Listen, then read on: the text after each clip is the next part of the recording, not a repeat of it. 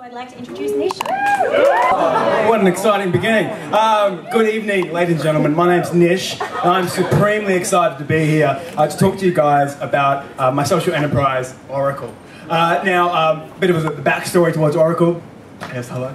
I've been working in the non-profit sector my entire adult life, and like many young, passionate social justice advocates, my first job in the sector was to be one of these guys. I'm sorry. I'm really sorry. Now, there were some brilliant moments and some great conversations I had out there on like the street corners and shopping centres around Sydney. But for the most part, it was a terrible experience. It was absolutely woeful. People, fake phone calls, people pretending I didn't even exist. It hurt, man. And I love people, all about people. And so when the opportunity came up to move into youth engagement, I jumped right on top of it. And I spent the next 3 years talking to students all across New South Wales, tens of thousands of them, about global inequality and global poverty. And it was amazing, it really made me come alive, and I loved it.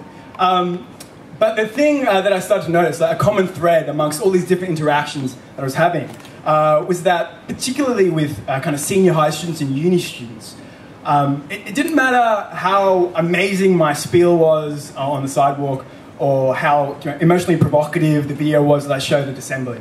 At the end of the day, the students who were coming on board with what I was saying, the students who were getting really excited, were the students who were already on board and already excited. And what I quickly discovered was that in the 21st century,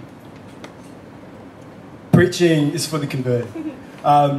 Maybe because of guilt fatigue or compassion fatigue, the traditional top-down model of advocacy and fundraising just didn't seem to be resonating with young people, young adults in the 21st century, in 2013.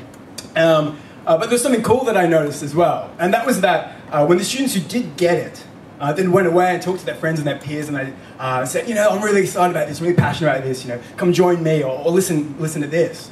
That's when real momentum and real change and real shift started to happen amongst young adults. And so I thought, this is brilliant. Or what if, instead of preaching, the non-profit sector, the third sector, moved into starting a conversation? Which is, it's a nice platitude. How do you do that, though? How do you actually kind of cultivate conversation? How do you promote that? How do you build that into culture? When I was at a lot of these schools as well, afterwards, students would come up and talk to me, and it was cool. And some of them have like really amazing questions about, poverty and the developing world. But all of them would have other questions about the hat I was wearing that day, or these bad boys, these my Aladdin shoes. Often get questions about those, where I got them, which gave me a great opportunity to talk about my Year 10 formal, heart-wrenching and hilarious. You can ask me about that later. What I quickly discovered were two things, wrestling with these thoughts.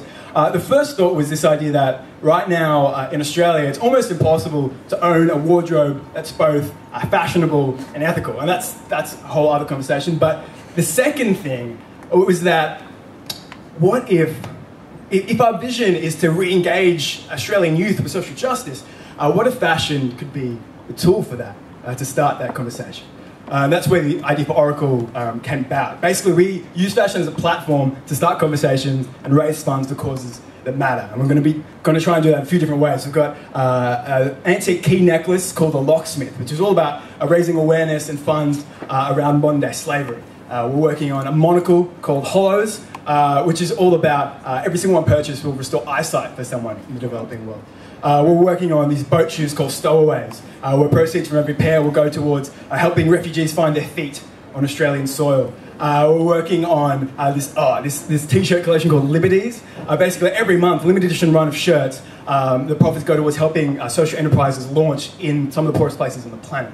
My co-founder Christine and I, hi Christine. By the way, on Monday night, Christine will be running a tie-dye course. If you're interested in tie-dye, see Christine. We're really excited about getting this off the ground. And if we would be able to receive the $2,000, we'd invest that straight into the first run of the locksmith necklaces. We'd be able to run some pop-up shops in July and August. We'd be able to put that towards a really simple web store website based around the locksmith. On top of that, we'd be able to finance the filming of a video for our StartSomeGood campaign, so we can kind of promote it even more, get more momentum on that bad boy. And then, I mean, Office Space and The Mentor, huge for isolated social entrepreneurs. Don't really need to talk about that too long. But yeah, we want to do more than just create an ethical alternative to this kind of $4.1 billion fashion industry that we have in Australia. We want to create a whole new paradigm for advocacy and fundraising in this third sector. So if you have your vote, please tonight use it for us. Thank you very much.